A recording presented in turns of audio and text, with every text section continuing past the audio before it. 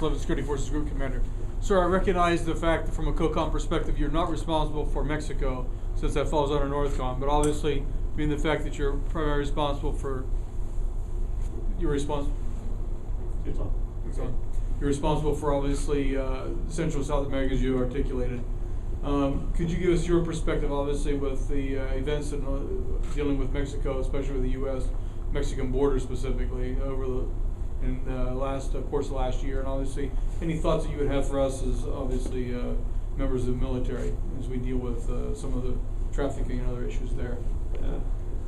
Mexico's got real concerns, and I'll use an example. It's not a direct correlation, but if you go back 10, 15 years, Colombia was the Mexico of 10, 15 years ago. It didn't get as much attention. It did get a lot of attention because we the U.S. have helped support over $8 billion worth of investment into supporting Colombia in their fight against a terrorist organization, the FARC, as well as the illicit trafficking. And that support, but primarily the focus of the Colombian government. We supported the Colombian government and the people of Colombia, and they've now pretty much turned that situation around. Isn't one, they're being successful. But the avenue into the United States for trafficking, for drugs, is the border with Mexico.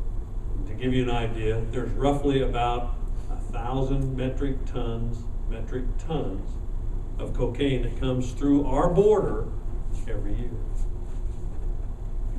Every year. And then there are hundreds, thousands of immigrants who pass that border. And we say we don't have a porous border. I think that's pretty porous. And then there are weapons that are going south, and there is cash that is going south. And there's a lot of effort to address that, but that whole mix then provides the traffickers with a lucrative business. And here's what they're dealing with. The estimates that we get are that if you take a global basis, the drug enterprise, I'll call it an enterprise because that's what I see it as. On a global basis, it's a $400 billion a year enterprise. $400 billion. You can do a lot of things, and people want to stay in a business that gives you that kind of return. Talk to you about that.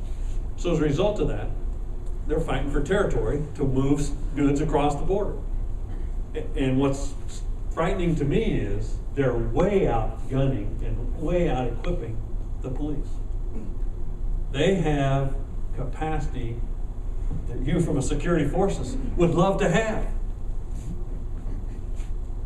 And that's of concern to me, and then just the violence that it causes there, because now there's no rule of law. You don't know what's coming next.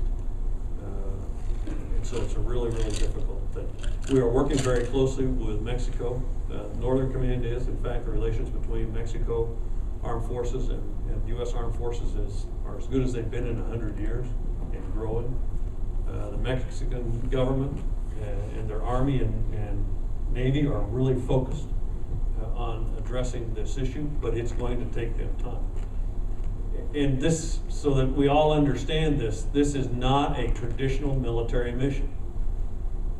And people wonder why we're dealing with it. One is capacity, but one, we have specific authorities, and we work with other parts of the government to deal with it. But it doesn't start in Mexico. All those drugs, because most of the cocaine in the world is grown in the northern part of South America. So it all transits up through Central America into Mexico, majority as it comes here.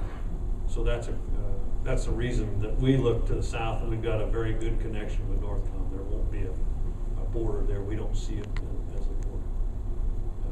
So we're working that issue, but we're not putting the resources to it. Let me give you just one other example. I heard a news story last night. This has to do with drinking and driving. The statistic I heard was we have 11,000 alcohol-related deaths associated with driving a year. 11,000 in this country. And there are states who are now saying in passing laws, that if you turn down a sobriety test, that they can force you They can say, okay, you chose not to do that, we're gonna take you over to here, to this police station or wherever, and we're gonna take your blood, and it's legal for them to do it, they're passing the laws for an 11,000 person a year problem. The deaths caused by cocaine, this is the direct cause, deaths caused by cocaine in this country a year are 31,000. Anybody hear about that?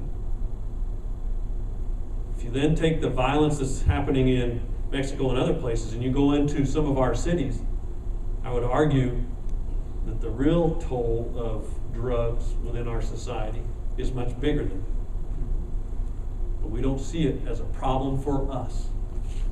We see it as everybody else's problem. But we're the biggest user of cocaine and drugs in the world.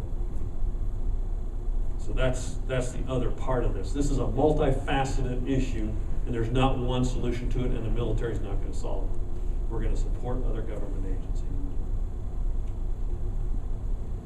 Yes, sir.